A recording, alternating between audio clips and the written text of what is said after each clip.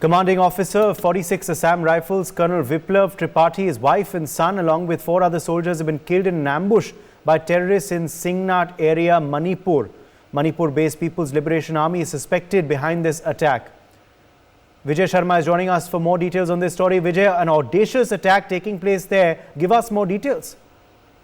देखिए, north east से सबसे बड़ी अभी खबर निकल के आ रही है नॉर्थ ईस्ट की। मैं कह दूं मणिपुर के मैं बता दूं सिंघाट सब डिवीजन जो है उसके अंदर जो चूरा चंद्रपुर डिस्ट्रिक्ट में जो भारत और म्यांमार के सीमा के अंतर्गत आता है, वहां पे 46 असम राइफल्स की कैंप थी और जो सीओ का कन्वे जा रहा था, वो कन्वे पे उग्रवादी संगठनों ने ये एम्बुश किया है और उसको पूरे परिवार के साथ उनकी वाइफ और सीओ थे वहां पे, उनके मारे जाने की खबर सामने निकल के आ रही है। ये ऐसा पुलिस के सोर्सेज बता रहे हैं, लेकिन कंफर्मेशन अभी तक नहीं आई है। लेकिन कई जवान मारे गए जाने की खबर भी निकल के सामने आ रही है, लेकिन अभी तक जब पुलिस प्रशासन से अभी पूरी तरह से पुष्टि नहीं की गई है। लेकिन इस तरह की एम्बुश करना भारत और म्यांमार में, बता दूं भारत और म्यांमार, क्योंकि मणिपुर के बाद ही म्यांमार शुरू होता है और मणिपुर और म्यांमार जो सीमावर्ती इलाका है, वहां वो सीओ अपनी कन्वे से जा रहे थे।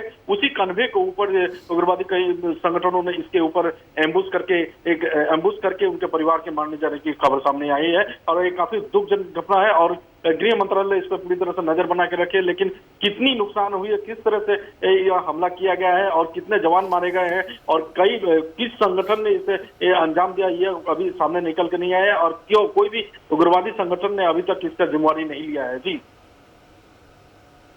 जी बिल्कुल। और अगर हम बात करें इस अटैक के परपेट्रेटर्स के बारे में विजय, तो has any group claim responsibility? अब तक कोई सूचना इसके पीछे किसका हाथ है, किस आतंकवादी संगठन का? देखिए, वही मैं बता रहा हूँ, जो इस तरह के जो भारत और म्यांमार के बीच में जिस तरह से ये मणिपुर के से जो काफी भीतरी अंदरूनी इलाका है, काफी घना जंगल का इलाका है, वहीं पे 46 असम राइफल का कैंप है और वो सीओ का कन्वे के ऊपर इस तरह का एम्बुश बना। लेकिन कोई भी किसी भी उग्रवादी संगठन ने इसका जिम्मेवारी अभी तक नहीं लिया है, किसी भी तरह का कोई जिम्मेवारी नहीं बताया गया है। और जो सोर्सेस है, हमारी जो सोर्सेस है, पुलिस सोर्सेस है, सिर्फ वहां पे एम्बुश होने की ही खबर सामने उन्होंने पुष्टि किया है और उनके परिवार के मारे जाने की खबर की है। लेकिन कौन सा उग्रवादी संगठन ने इस घटना को अंजाम दिया है, कैसे हुआ, ये किसी ने कोई जिम्मेवारी अभी तक नहीं लिया है।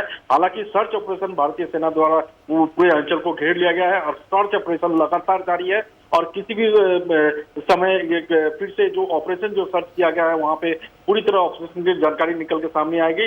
फिलहाल अभी तक किसी भी उग्रवादी संगठन ने इसका जिम्मेवारी नहीं लिया है। जी विजय, इस मोडस ऑपरेंडी के बारे में जरा बताएं हमें। क्या ये एक स्टैंडिंग एरिया पे हमला था या फिर एक मूविंग कॉन्वॉय पर हमला किया गया? Please give us more details about the incident, modus operandi के बारे में जरा बताएं हमें। देखिए, मैंने जैसे कहा, 46 आसाम राइफल्स के जो कैंप है भारत म्यांमार के, जो मणिपुर के काफी अंदरूनी इलाका में कैंप बनाया गया है और सीओ अपनी कन्वे से कैंप से निकल के जा रहे थे, तो उसी समय ये कुछ दूर कैंप के कुछ दूर आगे बढ़ते ही घना जंगल आता है और उस सड़क के बीचों बीच इस तरह का घटना को अंजाम दिया गया है।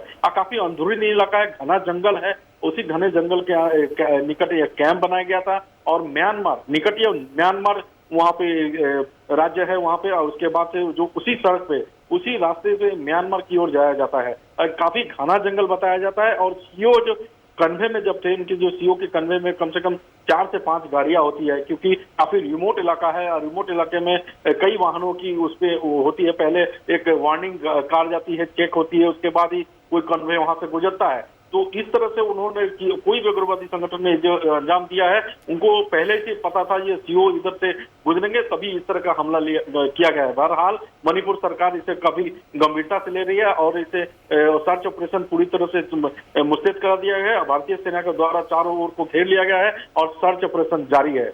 For more such videos, subscribe to the NewsX YouTube channel, hit the bell icon.